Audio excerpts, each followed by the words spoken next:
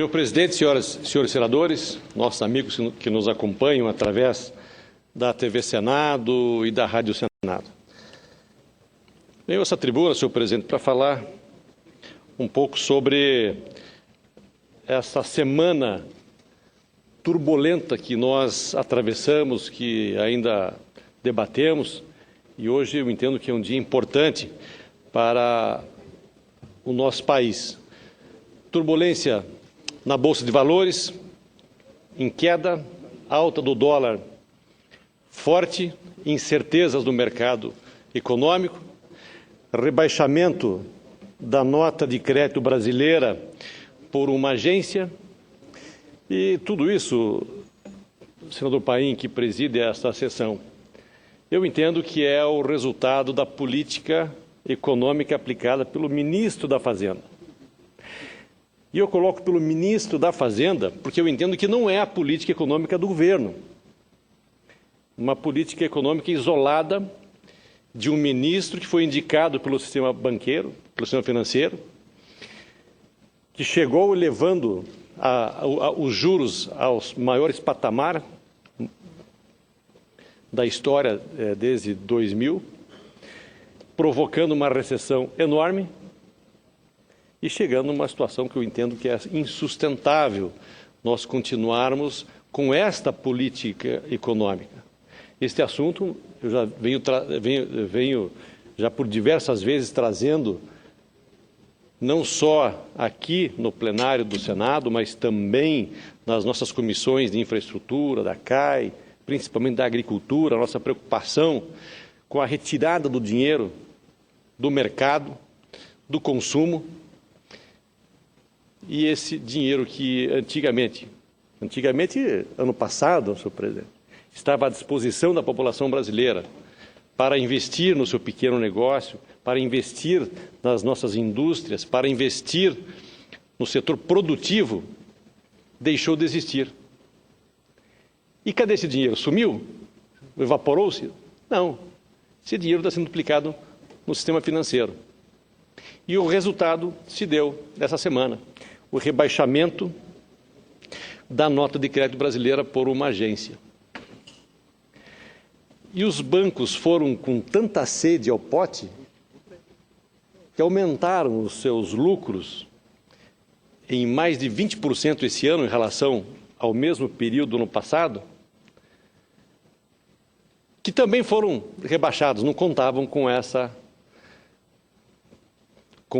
situação também. E é bom que se diga, senhor presidente, quando os bancos têm um excesso de lucro, é evidente que alguém está pagando por esse lucro. E quem paga por esse lucro são exatamente o povo brasileiro. São os credores, em conta corrente, empréstimos, são as indústrias, são as empresas brasileiras. É isso que eu entendo que está acontecendo. Por outro lado, esse rebaixamento também traz um alerta ao governo sobre aquilo que nós também já falamos por várias vezes aqui no plenário, com relação à reforma administrativa do governo, a reunificação de vários ministérios. Não tenho aqui a receita, porque é uma prerrogativa da nossa presidenta. Posso falar apenas do ministério que o PDT ocupa. Eu entendo que o Ministério do Trabalho e o Ministério da Previdência podem, sim, ser fundidos e passar a ser somente um ministério. Estão no mesmo prédio, têm assuntos afins e podem ser fundidos. A questão de que esse ministério venha continuar com o PDT ou continuar com o PT, este não é o ponto.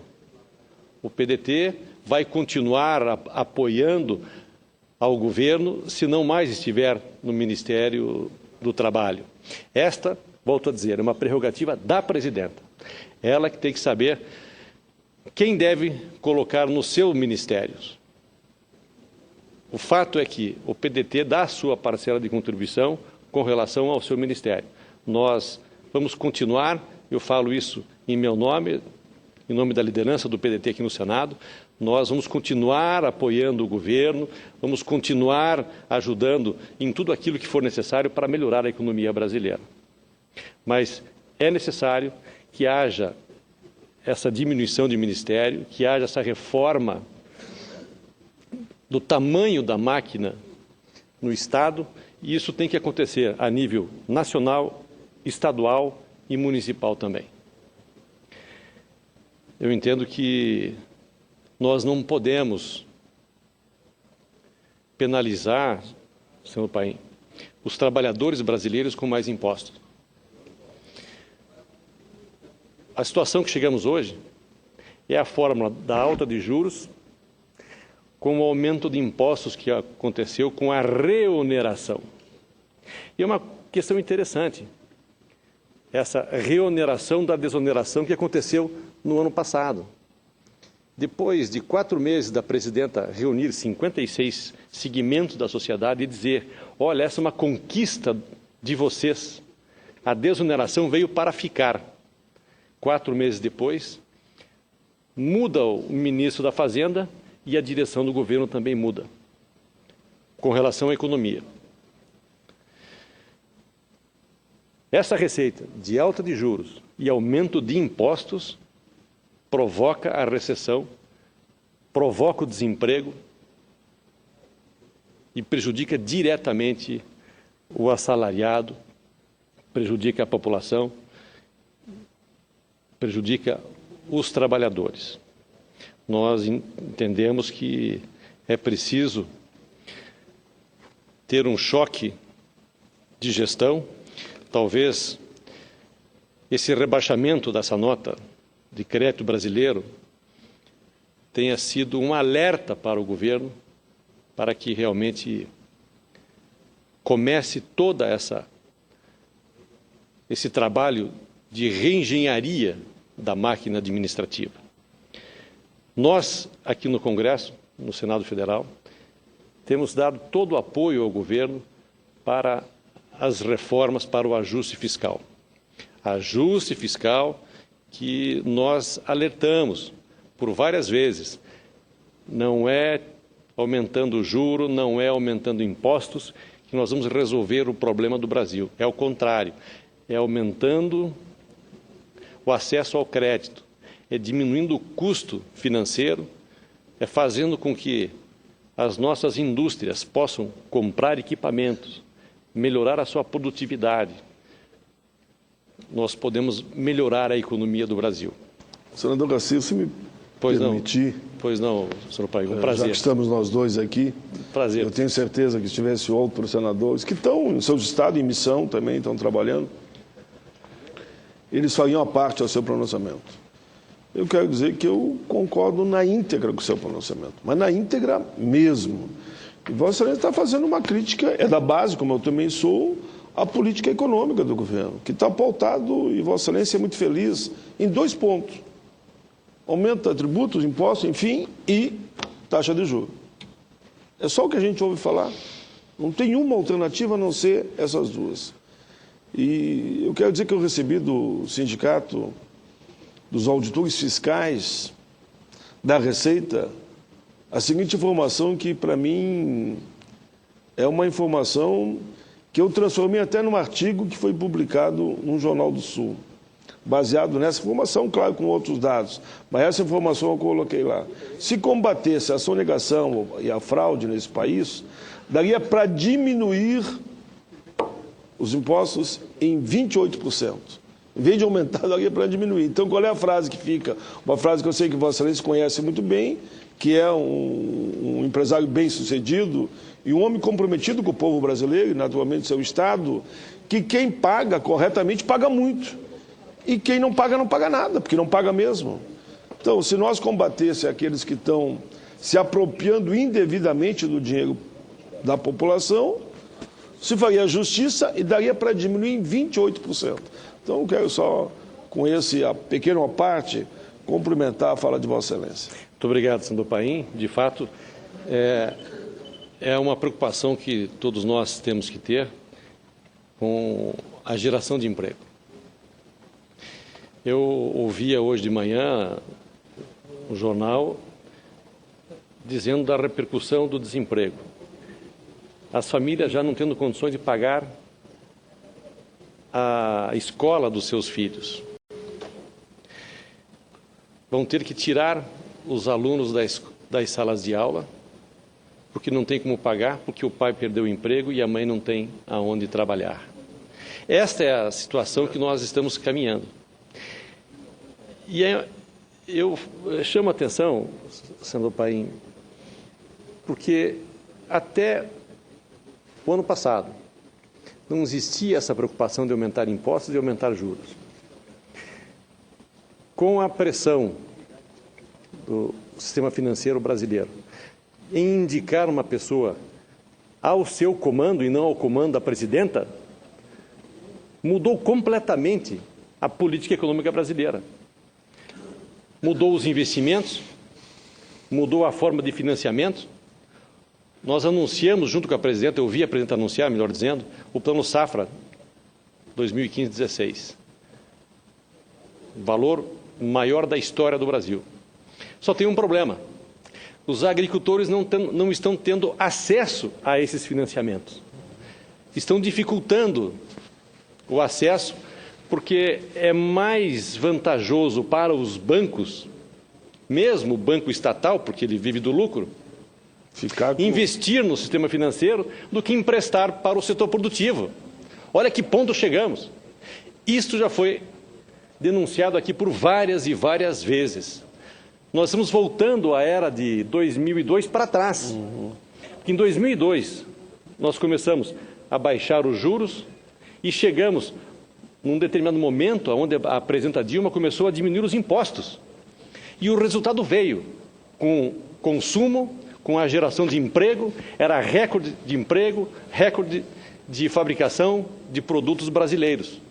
E era isso que nós queríamos. E essa receita deu certo para nós atravessarmos a crise de 2008, até o ano passado. Essa mesma receita, os americanos utilizaram para retomar a economia dos Estados Unidos, diminuindo os juros, aumentando o crédito para aumentar a produtividade através do aumento do consumo. A China, no começo do mês, utilizou da mesma ferramenta. No primeiro sinal de crise da China, a China diminui os juros, abre o crédito à população para aumentar o consumo, para não gerar desemprego e não gerar recessão. No Brasil, ao contrário. Essa semana, reuniu-se em São Paulo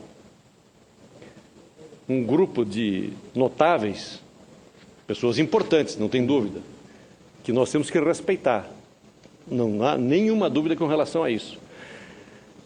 Mas exigiram a permanência do ministro da Fazenda atual no seu cargo, para manter essa política de austeridade. Eu pergunto, será que é isso que a presidenta quer? Eu tenho certeza que não, senhor presidente. Esta não é a política da presidenta Dilma. A política,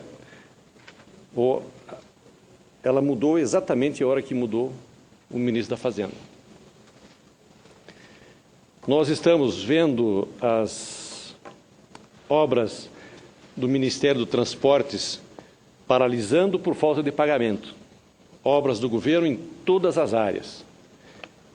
E é importante que se diga que a arrecadação do governo caiu 2,78% apenas. Só 2,78% diminuiu a receita do país. Agora, onde é que está o problema? A alta do juro. Todo o esforço que nós fizemos aqui no Congresso para aprovar o ajuste fiscal não foi suficiente para pagar o rombo das contas internas provocada pela alta do juro interno, porque dobrou a taxa Selic, de 7 foi para 14. Evidente que a conta subiu também. E nós estamos trabalhando para pagar essa conta dos juros. Então, senhor presidente, a população brasileira já não suporta mais pagar 500% de juro anual do cartão de crédito. Essa é uma realidade. E pior ainda, me permita ainda, só para aproveitar senador. o seu belo pronunciamento, ontem eu vi ainda que anunciam para hoje e para amanhã mais corte, mais arroxo e, consequentemente, mais desemprego. Eu moro longe aqui de Brasília e há tempo eu vinha notando que o número de barraquinhas, de vendedores ambulantes no longo da via que eu tenho que percorrer, estava aumentando. E cada dia aumenta mais. Pessoas desempregadas que se obrigam a vender melancia, vender banana, vender laranja, vender maçã, vender algum tipo de produtos que são fruto de contrabando, porque tem que sobreviver, porque não tem emprego. E eu concordo com a análise da Vossa Excelência, que eu gosto de análise como Vossa Excelência está fazendo. Tranquila e bem transparente, e o povo está entendendo. O investidor, quando ele vê a instabilidade do mercado, o que ele faz? Entre aplicar no sistema financeiro, taxa de juros altíssima, e arriscar no seu negócio, ele não arrisca. Ele não investe num outro grande negócio de medo de produzir e não ter para quem vender, porque o arroxo imposto pelo tal de ajuste fiscal é cada vez pior. É fato, senador Paim, o desemprego bate a porta do povo brasileiro e, como Vossa Excelência muito bem colocou, as pessoas abrindo as suas barracas em algum cachorro canto, quente, marmita, de tudo um pouco, para sobreviver. Em algum canto das nossas quadras, não só aqui em Brasília, mas o Brasil inteiro. O Brasil inteiro. Atrapalhando também aquele empresário que tem... É a história de quem paga, paga muito. Tem o seu comércio, negócio. Mas é uma questão de sobrevivência. E isso tudo provocado pela política financeira que nós estamos sofrendo. Então, enquanto o consumo das famílias apresentou queda de 1,5% nos primeiros 4 meses de 2015, o endividamento das famílias brasileiras é maior em 10 anos. Também é um problema que a gente tem que considerar. Mas tirar o crédito dessas pessoas para poderem continuar a sua vida não é a solução. Não há mais espaço, senhor Paim, para elevação de impostos, nem mesmo com a justificativa do ministro da Fazenda de que esse aumento precisa ser encarado como investimento para a retomada do crescimento do país. Ou seja, nós precisaríamos aumentar os impostos para continuar bancando a alta do preço dos juros brasileiros da conta interna do Brasil. Pois tudo que estamos produzindo é para pagar o juro da nossa dívida interna. Então, entendo que não é com impostos que nós vamos resolver o problema do país, pois a carga tributária brasileira já supera os 37% do PIB. Ninguém aguenta mais esses impostos. Eu vi um comparativo de que o imposto de renda no Brasil é menor, aliás, é menor do que o imposto de renda, por exemplo, nos Estados Unidos. Só que tem uma diferença. Nos Estados Unidos, você pode abater toda a sua despesa no imposto de renda. Aqui no Brasil, não. Só algumas despesas você pode abater.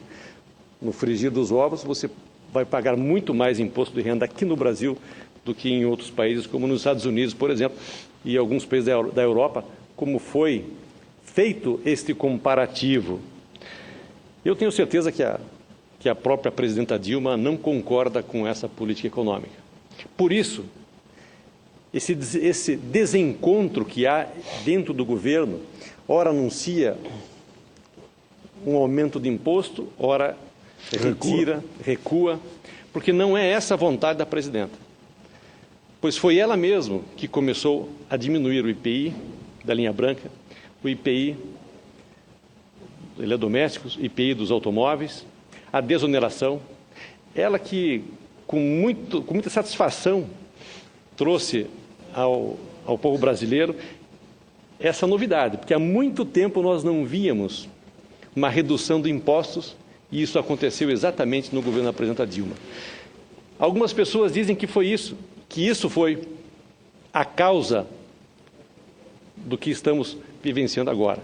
Eu tenho certeza que não, pois a desoneração fez com que as empresas mantivessem o emprego e mantivessem o investimento. Ao manter o investimento, o aumento do consumo acontece e as indústrias não paralisam o seu trabalho. Portanto, senhor presidente, é um fato que eu queria fazer o registro como um resumo da semana com relação a essa questão da situação econômica do país. Também temos que olhar os outros pontos. Eu falei ontem rapidamente, mas nós estivemos no FNDE essa semana, com o presidente do FNDE, e foi liberado a construção de 17 creches para a cidade de Porto Velho, a nossa capital. Essas 17 creches vão absorver mais de 3.000 crianças. Nossa capital precisa de creches, é um compromisso nosso junto com o prefeito Mauro Nazif. Eu aqui cumprimento o trabalho feito pelo nosso prefeito Mauro Nazif, também um trabalho muito importante feito pelo FNDE, não só o presidente, mas todos os técnicos, também não só o prefeito, mas os técnicos da Prefeitura Municipal de Porto Velho, que vão receber essas creches, que são muito importantes.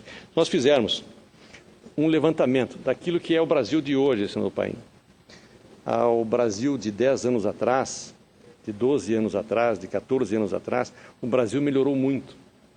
O fato é que nós não queremos perder uma vírgula daquilo que nós conquistamos. Com todas as obras com relação às questões sociais, com tudo aquilo que nós avançamos na qualidade de vida da população brasileira. O quanto nós avançamos na produção de alimentos, na exportação de carne, de commodities. E isso se deve ao investimento do governo brasileiro através dos planos safra, através do investimento que o governo fez. E o resultado apareceu. É investir em quem trabalha, é investir em quem produz que o resultado aparece.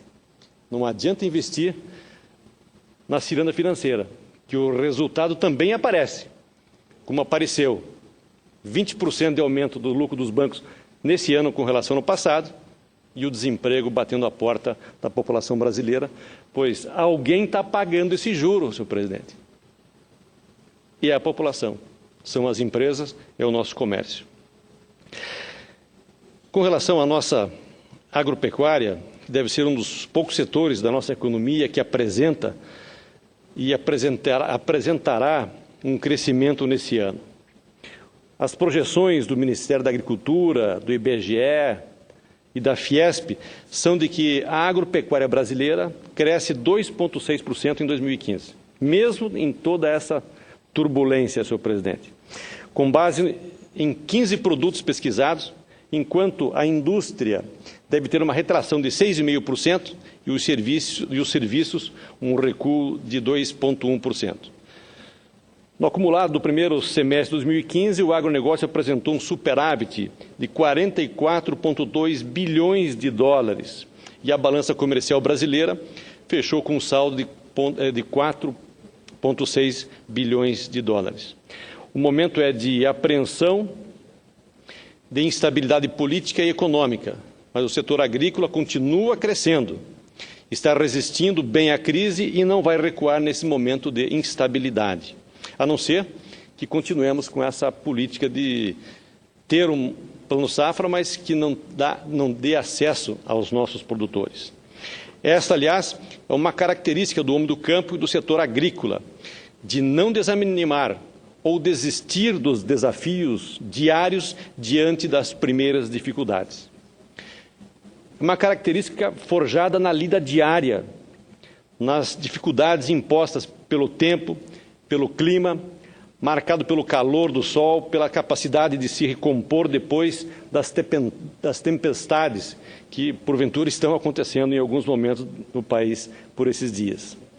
No entanto, por mais que a agropecuária brasileira seja forte e esteja mais preparada e protegida do que os outros setores para enfrentar as crises, temos que nos manter alertas e vigilantes diante das incertezas que vivemos.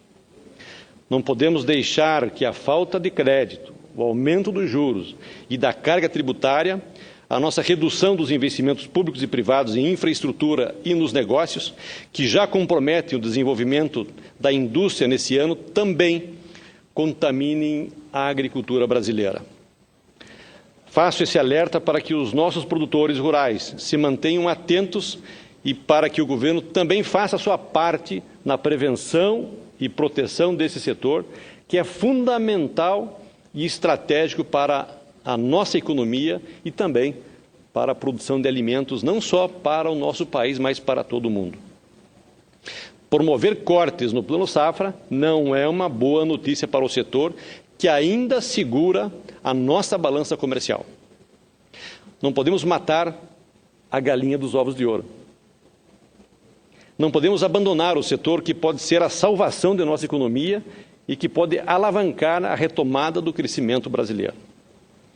Em 2014, o setor foi responsável por 24% do PIB brasileiro, por 1/3 dos empregos criados e correspondeu a 43% das exportações, que devem crescer pelo menos 38% nos próximos 5 anos.